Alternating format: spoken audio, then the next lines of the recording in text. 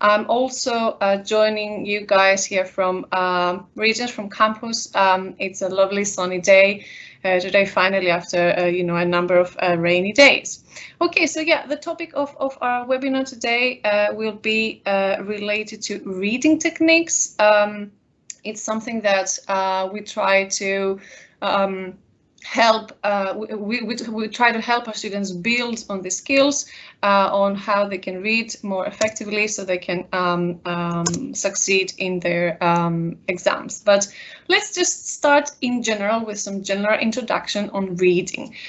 So I always like to start with some nice little quote by J.K. Rowling, who said, "If you don't like to read, it means you haven't found the right book." Okay, so this is something really important to bear in mind, because we ask our students to build on their reading skills, but obviously in order to do that, you might also need to read books, literature, or also non-fiction as well that might help. So what is reading? Okay, so I'm not going to give a kind of maybe scientific kind of term, but it would be nice to think about what we actually do when we read, okay? Because it's all kind of related. So one way to explain it is to, let's say, ask you all now to think about what you're actually doing when you're reading these lines here on this presentation. So, stop for a moment and read these lines and tell me, what do you think you're doing while reading? Okay, I'm gonna have to maybe, if you want to write some answers in the chat box, I'm gonna have to go back to this one in a minute. So yeah, what do you think you're doing while you're reading some lines? I don't know if there's anyone who would like to answer this question.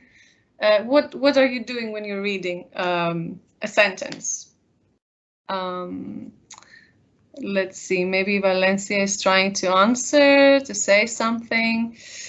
Interacting with the text, definitely. Anybody else, if you would like to think, okay, maybe now I have to stop sharing my presentation, but if I go back, let's say if you read these lines, what are you actually doing while you're reading? Let's see, Valencia is trying to say something. Okay, yeah, try to get into the story.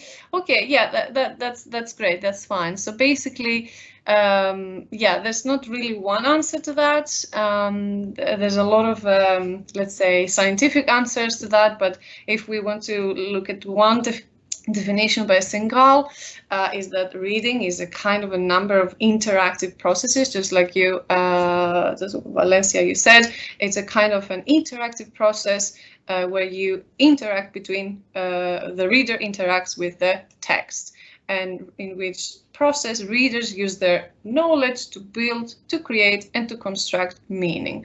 Of course, there are a lot of other cognitive processes that are taking place in our brain while we read, but we're not going to get into that right now. So, okay, so what does reading require? It requires us to identify the words in print. Obviously, it could be an online text as well, so we have to recognize the words first. Then after we recognize the words, we need to build some kind of understanding from these words that we read. Okay, so that's where we comprehend. Yeah, we understand the text. And after that, what also lies between this technique, this process, is that we have to coordinate these words and we have to create meaning by ourselves. Yeah, that's when we become fluent readers. And this becomes automatic. Okay, so after some point, obviously for children, this is not an automatic process. They have to build up on it. But for us adults, this happens automatically. We don't have to think how we're going to read. Yeah, it just happens. So this is this automatic process that is taking place in our brain, and we are fluent readers. So the point that is important for our students and for you, for anyone, is how do we read? Okay, so there's many different ways that some person might read. Another question for you. So have a look at these pictures and try and spot the difference. Let me see. Have a look at these photos. What do you think is the difference? I'm going to give you a minute if you like. Picture 1 and picture 2. When it comes to reading, of course. What's the difference? Let me see if anyone has written anything. If you want to type in an answer, what's the difference between picture 1 and picture 2? I'm gonna show it here again, just in case anyone hasn't seen the pictures. Picture 1 and picture 2, what's the difference? Again, I can see Valencia.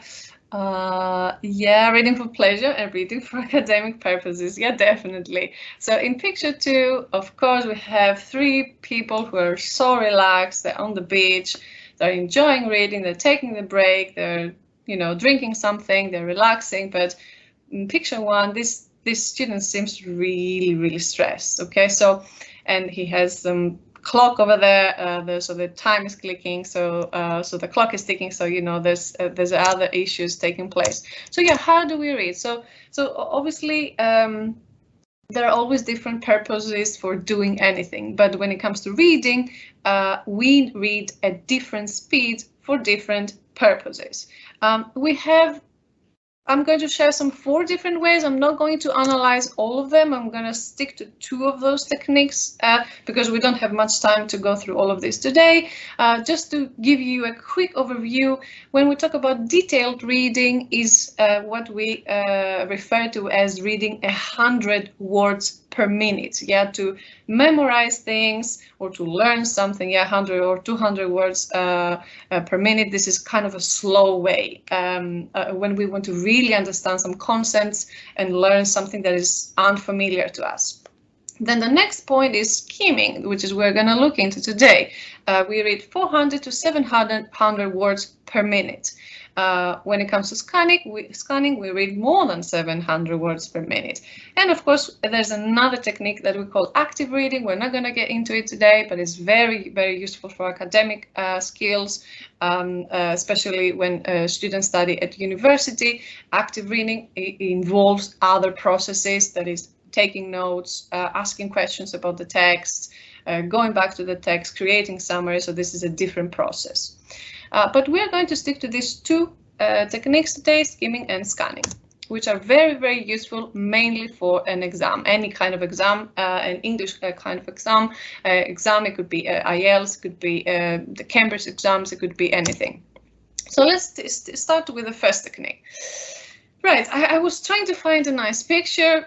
That's the one I found. I'd like you to. I usually, when I teach these techniques to my students, I always start with an example. I try to put them in a situation, in a scenario, so they can understand what they already do. What they've already been doing.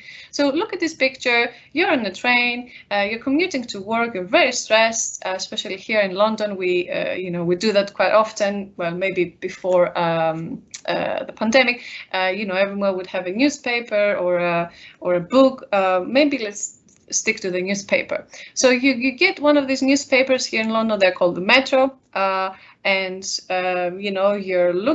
You're going through the newspaper and you're looking for an article to read. How do you read these articles, and how do you read which one? How do you read so that you can choose one article? You don't have much time. You're going to be at work in about 15 minutes. You're on a short ride to work, but you quickly want to read an article, and you're going through the newspaper. You don't have time to read the whole newspaper, but you want to choose one. How are you going to read? Can someone write something? How are you going to read this newspaper? Are you going to read in detail? Excellent. Udeni, the headlines, very nice. Anything else? The headlines, very good. Could we read anything else apart from the headlines? Some pictures, yes, excellent, very nice. The pictures help. Renata, scanning, I'm not sure if this is a scanning technique, but we will look into it in a minute. Okay. Comics, yeah, engaging the titles, yeah, the titles, very nice, the headlines, and then the introduction. That's what I wanted to see. Yes, Svetlana, thank you. So there's usually a headline and a kind of a little introduction at the beginning that kind of gives us an idea of what the article is about. And then we say, okay, we're going to read this article, but we don't have really much time. So we need to kind of skim through to find out the main idea of this article. And this is really what we do when we skim. We read a lot faster, okay, and we read to get the main idea of this text. Obviously, the headlines are useful. The introduction is useful. When it comes to our students, I will let you know in a minute. There's some other tricks, some other techniques to use. But if you think of other examples when you actually do that, yeah, you do skim most of the time without really realizing that you're doing it. As I said, yeah, you can go through a newspaper, a magazine to pick the article. You just want to find out the main point of the article and you read quickly to understand the main point and see if you're interested or not. Or maybe if you're trying to decide if a book in the library or the bookstore is the right for you. Yeah, sometimes we go to a bookstore, we have a little summary in the end, or we can read the index, the table of contents. Some people like to go through some of the pages of the book, so they really read fast. And this is one of the main techniques that we try to teach our students because it's very useful for an exam. The main point is that it saves us, well, our students, time. Yeah, it saves time.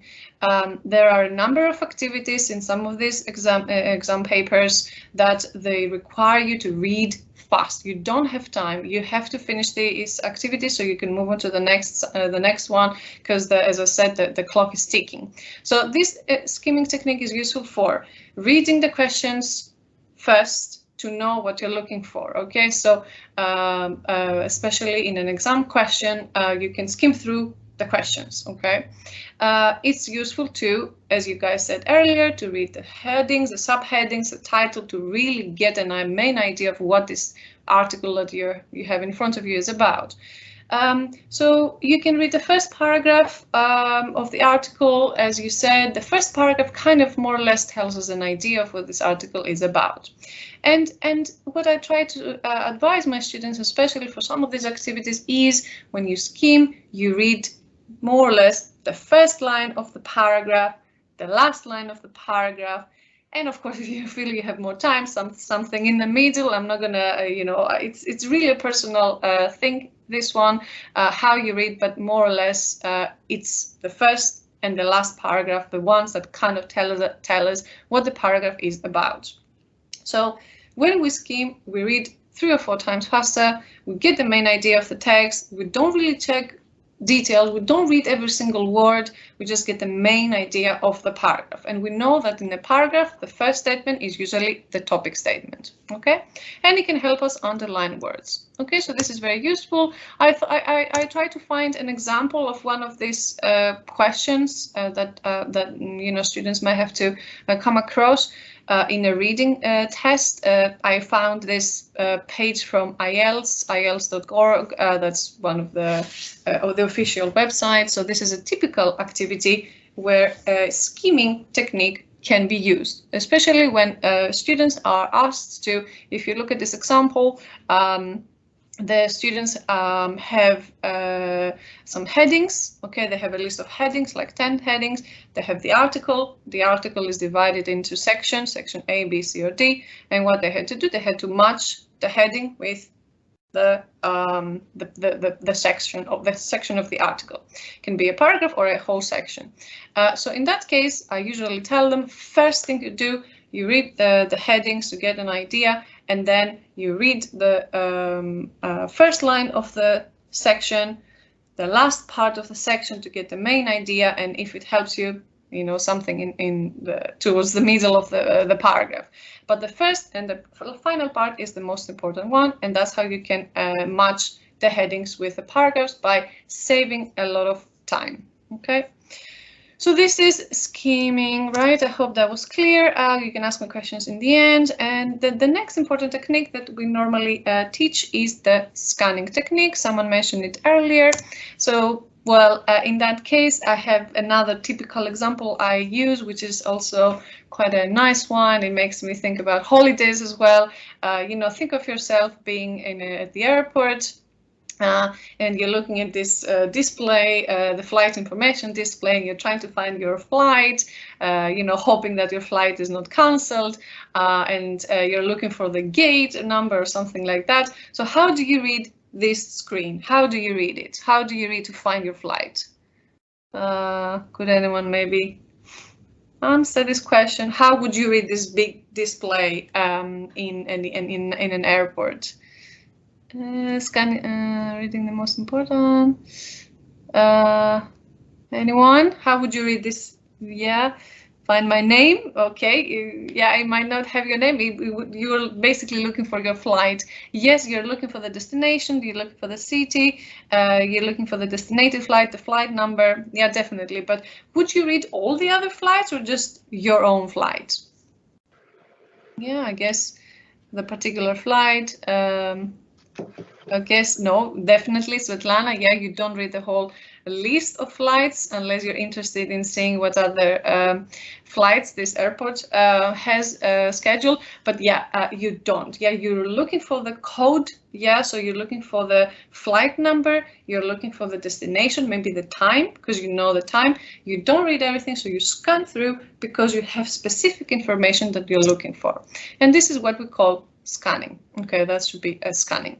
So when we scan, we read for specific information, specific details. We don't read every line. We're just looking for this specific information. The important thing with scanning is that for this to happen, we need to know what we're looking for. So we already have that information in our brain. Okay, so we know what we are expecting to find. Other examples are, well, I don't know if you use telephone directories, maybe on your phone these days, and you're looking for someone's name in your telephone directory.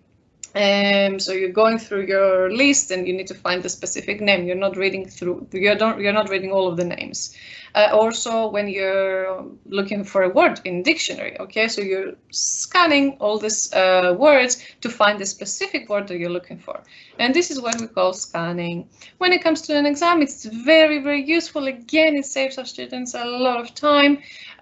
What I always tell them, scan through the questions first to find what you are looking for. First, they need to scan the questions to know what they should look for in the text. They don't have time to read the whole text. Even if it's an interesting one, they don't have time to read the whole of it. So when they scan, they need to find specific parts of the text as quickly as possible. They can avoid reading line by line. And the last part, they can avoid mouthing the words. Yeah, so this is something that some people might do, okay, and it might slow them down. So when you scan, you're looking for key words. Yeah, this is the key phrase I always use in my classes. They need to use, they need to look for keywords. Yeah, keywords is the key. So in the questions, the first thing I ask them to do, always read the questions first, underline, circle the keywords, and then based on these keywords, try to locate the answer in the text. So they look for keywords that help them interpret the text and the writer's opinion, and they can also think of some ways to think of paraphrases for these keywords and from the question and look for them in the text. Okay, so this is very useful. And it helps them save time. There are many examples of tasks where scanning is useful, but I just found one here again in this same website, IELTS.org, especially this activity where they have to complete a table. Also in sentence completion, when they have sentences and gaps. Also, another example is the true or false questions. Again, they have specific points to specific sentences, and then they have to find the specific answer in the text. This one is another example. Yeah, you can see you have specific gaps, and you can you know what kind of information you're looking for in the text. So you really scan for this specific information. So Yeah, well, a lot of writers suggest that, of course, there's not really a clear-cut distinction. It doesn't mean, I mean, obviously there's two different techniques, but it doesn't mean that you only have to use skimming or only scanning in your in activities. For students, they should know that both they should really understand the techniques, what these techniques are, what do they mean, and they can use them interchangeably or at the same time in any task. But 5 good ways to practice using these techniques is to start reading longer text and articles in reading regularly. Okay, so you get used to reading. As I said in the beginning, some people might not like reading, but the best way of encouraging people to read is tell them to find something they're interested in. They might be interested in fashion, they might be interested in biology, I don't know. So find something that really interests you and find a text, an online text, a magazine, a book, and start reading. Yeah, so it will help. The more you read, the better, of course, you will become in these techniques. So pay attention to the first and last paragraph of the text. Okay, read critically. Yeah, become a critical reader, active reader. That's also kind of connected to active reading that I mentioned in the beginning. I also explain this to my students that you always, whenever you read, always ask yourself why, who, where, what is happening, when, how it is happening. Always keep questioning what you're reading so that you kind of understand, avoid this surface reading, try to read more deeply. And this is how you can use your critical thinking as well. Yeah, ask yourself all these questions. Don't focus on new vocabulary. Okay, that's another issue. Sometimes, of course, students say, I don't understand this word, I don't understand that phrase. It's this is expected. These examination boards and the people who prepare the examinations, they know that students don't know all the words, and this is normal. I try to encourage my students, even if you find any unknown words, try to avoid using the vocabulary, the dictionary, and try to understand the meaning based on the context, based on what you already know. This is what we call inferring meaning from the context. Okay, so especially if they want to practice and improve on the exam, they have to try and time themselves and avoid using a dictionary if they want to improve on this skill. Of course, if they want after they completed the task, they can go and look up these words in the dictionary if they want to improve their vocabulary. But while they're doing this task, if they really want to practice on the exam skill, because it is a skill, I would suggest that they shouldn't be using any dictionary. They should use it afterwards, okay, for their own benefit, to understand any words that they haven't understood. And don't try to vocalize the text. Some people, as I said, they say the words while they read. It might help them, but especially in an exam situation, it will slow you down. So try to find ways to avoid doing that. And based on what the British Council has shared, some tips to improve your exam reading skills, to know your test. What is your test? Is it an IELTS test? Is it a Cambridge test? Know your test. Know what they're requiring. Practice makes perfect, of course. Develop your reading techniques. Skimming and scanning, they're key techniques for any kind of exam. Focus on the keywords. The keywords is what I mentioned earlier. It will help students find answers to questions. Follow the instructions. Always, encourage students to follow the instructions, read the instructions carefully. And of course, try to use your time to make the most of your time. But of course, try to manage your time as best as possible. And that's it, basically. And I have just shared a few resources just for IELTS, improving your reading skills. And there's another one from Macmillan on reading for advanced for the CAE exams. Headway Academic English is from Oxford. It's just a general overview of some reading academic skills as well. But there's a lot more material online. Yeah, I think reading non-fiction literature would also help apart from these resources.